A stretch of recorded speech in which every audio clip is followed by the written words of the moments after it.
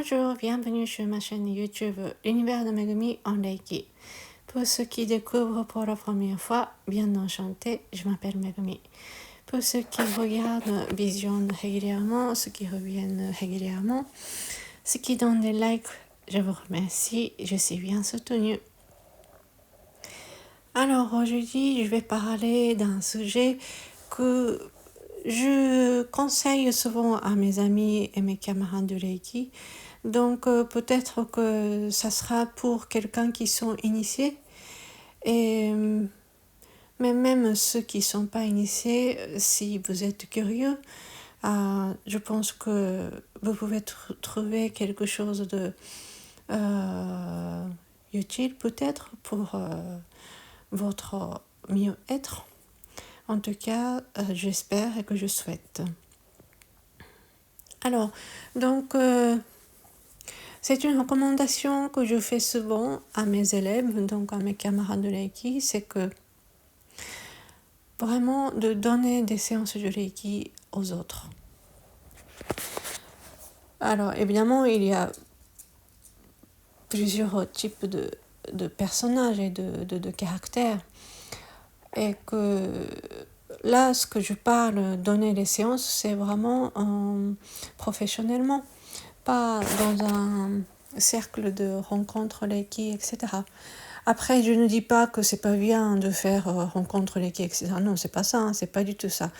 Tout simplement, c'est une recommandation à faire, surtout pour les gens qui ont la tendance de pouvoir faire ce qu'ils ont décidé.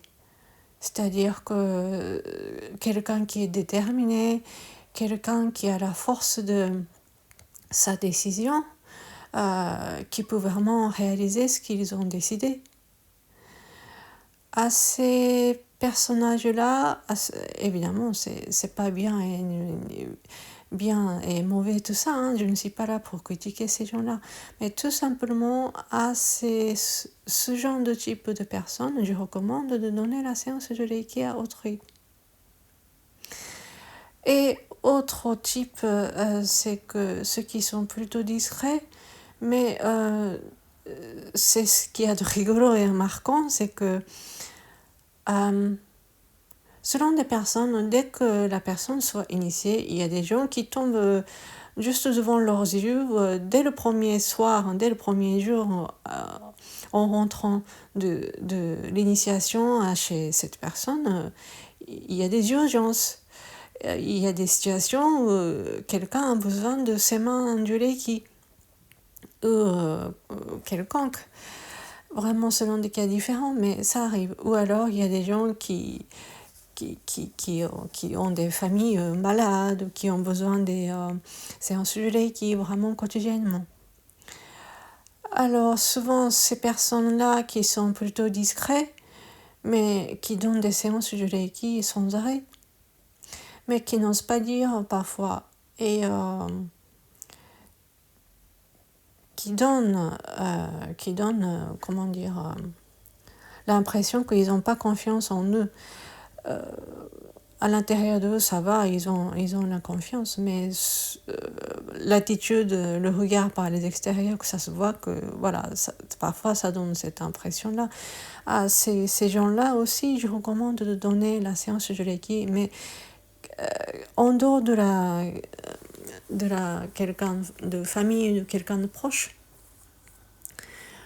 vraiment, ça peut apporter énormément d'apprentissage et des enseignements par ces expériences.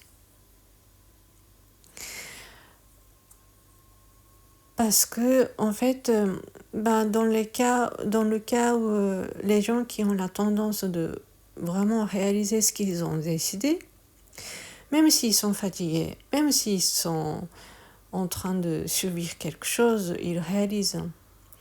Ce genre de schéma, caractère de ce type-là, tout d'abord, il faut savoir que ce que ces gens-là puissent réaliser, c'est pas pour tout le monde.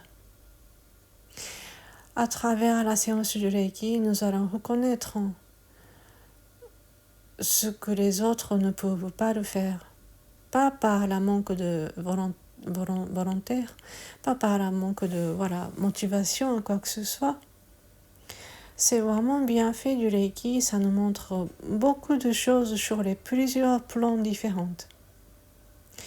Si nous jugeons, nous voyons sur une personne que par les regards, ce que nous pouvons voir de superficiel, quelque chose de physique, parfois ce n'est pas facile à comprendre et mieux connaître de ce que vit cette personne.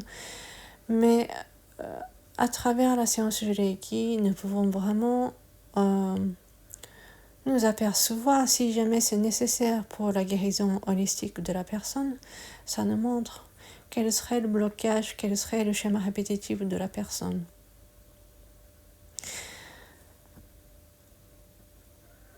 À travers les séances du Reiki, ça nous montre que même si ces personnes-là veulent vraiment se guérir et qu'ils disent avec sincérité, il y a des gens qui peuvent y avoir des blocages. Je ne sais pas comment, mais par les circonstances de vie. Et ils s'acharnent, ils font des efforts, mais il y a toujours des blocages. C'est à ce moment-là, ça va nous demander des expériences, comment nous pouvons accompagner ces gens-là. En même temps, nous ne sommes pas des psychothérapeutes, nous ne sommes pas des thérapeutes, nous ne sommes pas des soignants, ni médecins, ni guérisseurs. En tout cas, dans mon école, ceux qui sont initiés au Reiki, nous sommes des praticiens du Reiki et que nous ne sommes pas des guérisseurs. Nous sommes un canal de Reiki. Donc voilà, ça va apprendre, ça va nous apporter énormément.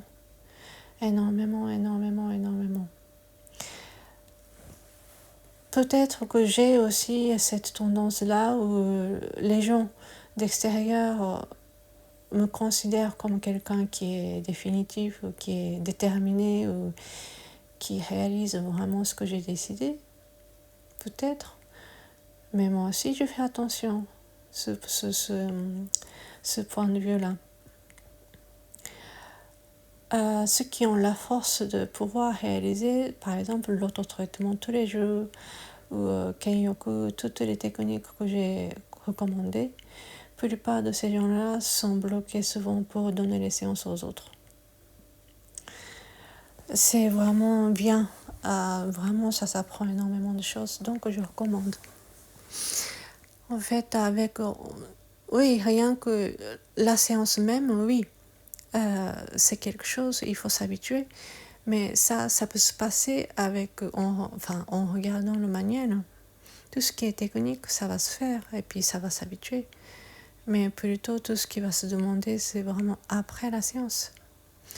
Par exemple, dans mon école, moi, j'accompagne pendant 21 jours après la séance. Je ne dis pas que je suis parfaite et que je maîtrise tout. Non, c'est pas ça, vraiment pas ça.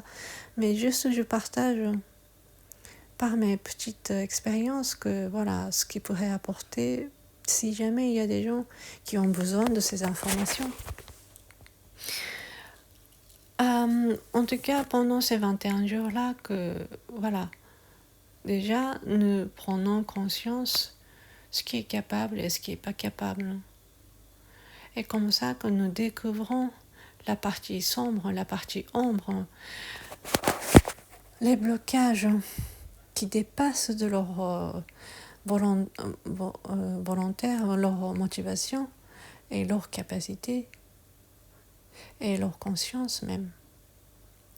C'est bien de connaître la partie ténèbre, la partie sombre de la personne.